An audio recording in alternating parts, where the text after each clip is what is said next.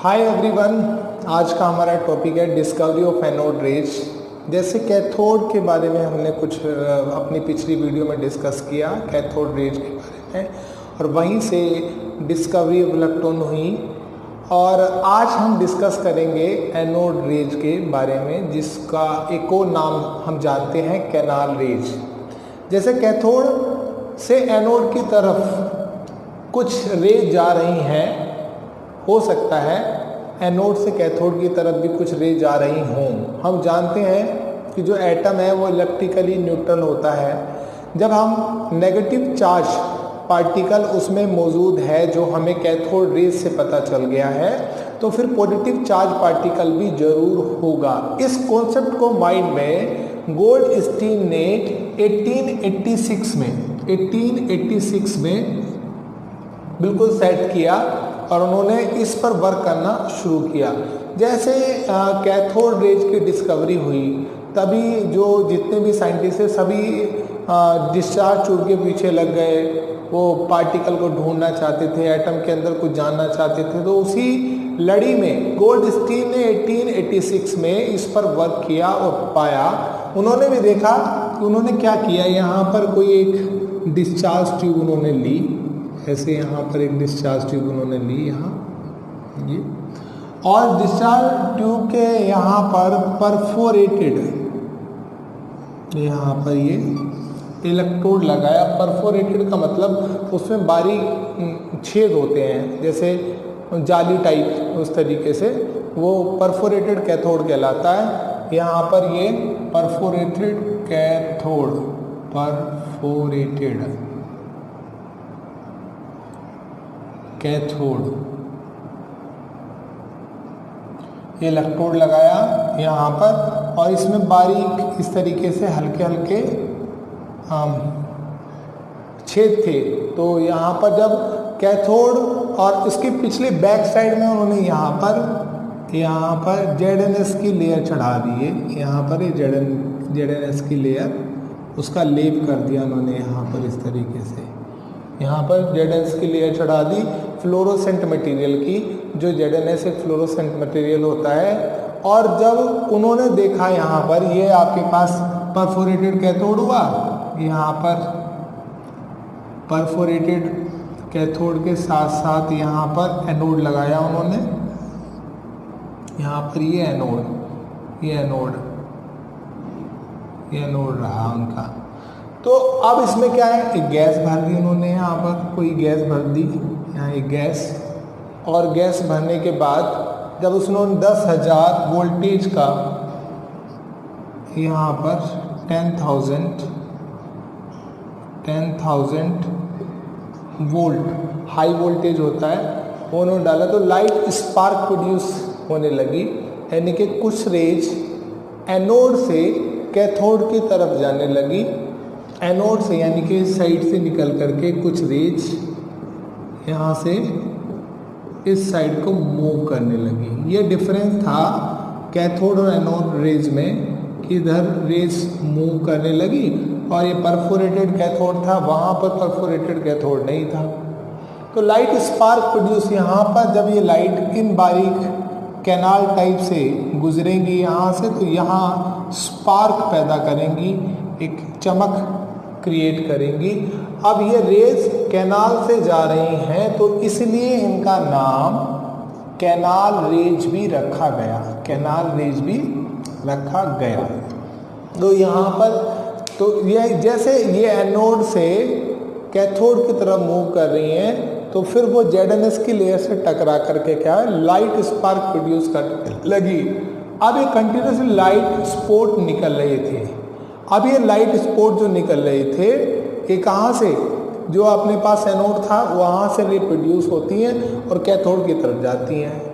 अब इन रेज में जो पार्टिकल है उन पर स्टडी शुरू की गई और कहा गया कि ये रेज एनोड से निकल रही हैं, पॉजिटिव से निकल रही हैं और नेगेटिव की तरफ अट्रैक्ट हो रही हैं, तो इन पर खुद पर क्या है, पॉजिटिव चार्ज होगा। एनोड से निकल रही हैं, इसलिए इनको एनोड रेज बोला गया। कैनाल से होकर के जाती हैं, इसलिए इनको कैनाल रेज भी बोला गया है। तो एनोड रेज और कैथोड रेज की सारी प्रॉपर्टी सेम है, बट ये इनके बीच में डिफरेंस था जो मैंने आपको बताया कि इसमें जो परफोरेटेड जो आपके पास में कैथोड होता है, अब ये एनोड से निकल के रेज चलती हैं और कैथोड की तरफ जाती हैं, और पीछे हम देखते हैं कि यहाँ पर जो फ्लोरोसेंट मटेरियल की लेयर चढ़ी है उससे जो टकरा कर लाइट स्पार्क पैदा करती हैं। ये पॉजिटिव से नेगेटिव की तरफ मूव कर रही हैं। इसमें जो कैथोड है वो परफोरेटेड कैथोड है। नेचर ऑफ एनोड रेज, जो आपके जो एनोड रेज हैं ये डिपेंड कर रही हैं किस पर, मटेरियल ऑफ इलेक्ट्रोड, कि इलेक्ट्रोड किस मटेरियल का बना हुआ है, और उस गैस का जो उसके अंदर गैस भरी हुई है उसका खुद का नेचर कैसा है। तो अब तक डिस्कवरी ऑफ इलेक्ट्रॉन, अब ये जो रेज हैं यहाँ पर, ये जो रेज हैं यहाँ पर, इसके सिंगल पार्टिकल को प्रोटॉन नाम दिया। किसने नाम दिया? गोल्डस्टीन ने, पर वो इसको एक्सप्लेन नहीं कर पाए। रदरफोर्ड का 1920 में जो एक्सपेरिमेंट है अल्फा स्कैटरिंग मेथड, वहाँ इसको प्रूव करेंगे कि जो एनोड से जो रेज चल रही हैं और कैथोड की तरफ जो मूव कर रही है उसके सिंगल पार्टिकल को पॉजिटिवली चार्ज पार्टिकल प्रोटॉन कहा गया। अब तक डिस्कवरी इलेक्ट्रॉन और प्रोटॉन की हो चुकी है। इस स्टडी में हमें पता चल गया है कि कुछ कॉमन बात हम कर लेते हैं कि अब तक इलेक्ट्रॉन, प्रोटॉन और न्यूट्रॉन के बारे में पहले बात कर लेते हैं। तो न्यूट्रॉन की डिस्कवरी भी हम थोड़ा सा बता चुके हैं, तो मगर उससे पहले कुछ कॉमन बात कर सकते हैं। तो ये जो हमारे पास एनोड रेज हैं और जो हमारे पास पहले हमने पढ़ी थी कैथोड रेज, इनकी प्रॉपर्टी बिल्कुल सेम है। इनके बीच में व्हील रखेंगे तो व्हील घूमने लगेगा, इलेक्ट्रिक फील्ड रखेंगे तो वो ये रेज नेगेटिव की तरफ मूव करने लगेगी, मैग्नेटिक फील्ड रखेंगे तो डिफ्लेक्टेड होने लगेगी, जो मैंने अपनी पहली वीडियो में डिस्कस किया। तो ये कुछ डिफरेंस था जो मैंने आपसे डिस्कस किया। अब मैं कुछ कॉमन प्रॉपर्टी जो मैं बार बार बोलता आ रहा हूँ उसके बारे में मैं आपसे डिस्कस करना चाह रहा हूँ यहाँ पर।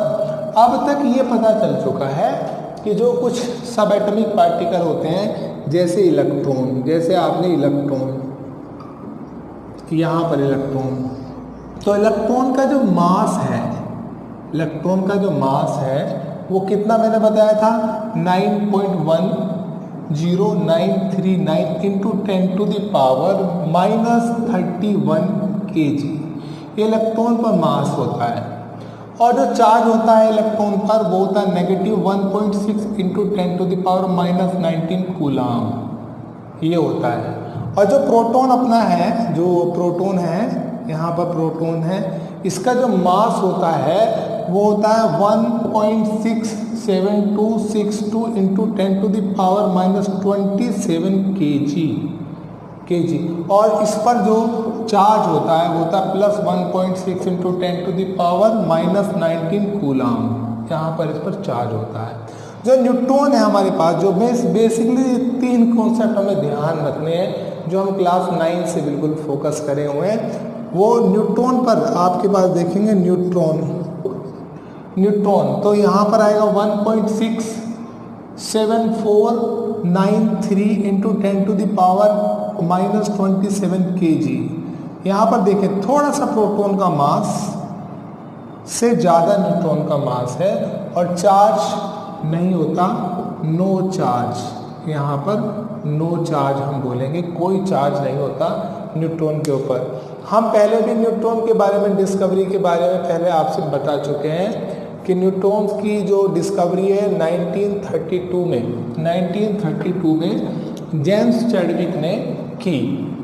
अब क्योंकि उस समय सब ये जानना चाहते थे कि एटम के अंदर पार्टिकल, कौन कौन से पार्टिकल हैं, नहीं हैं, किस तरीके से वहाँ कुछ मौजूद है कि नहीं है। तो 1932 में जेम्स चैडविक ने इस पर डिस्कवरी की, पर उससे पहले बहुत सारे साइंटिस्ट ने इसको बताने की कोशिश की। साइंटिस्ट पूरा इस तरीके से अपना फोकस बनाए हुए थे, उनके मन में डाउट था कि डिस्कवरी ऑफ न्यूट्रॉन किस तरीके से हुई है, या साइंटिस्ट कैसे, उस समय जितनी नॉलेज थी उसके हिसाब से साइंटिस्ट काम कर रहे थे। तो क्या बेसिकली जो हम कह सकते हैं कि जो हीलियम अपना है यहाँ पर, हीलियम पर जो हीलियम है वहाँ 2 4 यहाँ पर इसका एटॉमिक नंबर 2 होता है, मास नंबर 4 होता है।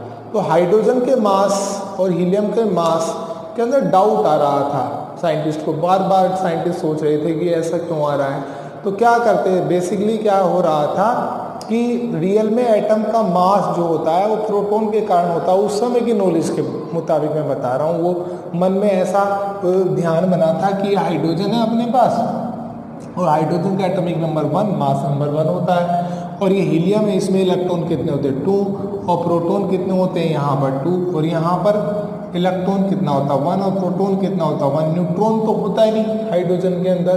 तो रियल में एटम का जो मास जो होता है वो प्रोटॉन के कारण होता है। अब इलेक्ट्रॉन तो कंपैरेटिवली वेरी लेस मास रखता है अगर प्रोटॉन की तुलना। तो इस हिसाब से हीलियम के 2 प्रोटॉन यानी कि हीलियम के 2 प्रोटॉन जो हैं वो हाइड्रोजन के 1 प्रोटॉन से 2 गुना ज़्यादा होना चाहिए। अगर 1 यूनिट प्रोटॉन का मास है यहाँ पर, ये 1 यूनिट प्रोटॉन का मास है, तो हीलियम का 2 यूनिट होना चाहिए यानी कि 2 यूनिट होना चाहिए हीलियम का मास, और यहाँ पर 1 यूनिट मास होना चाहिए। किसका होना चाहिए? हाइड्रोजन का।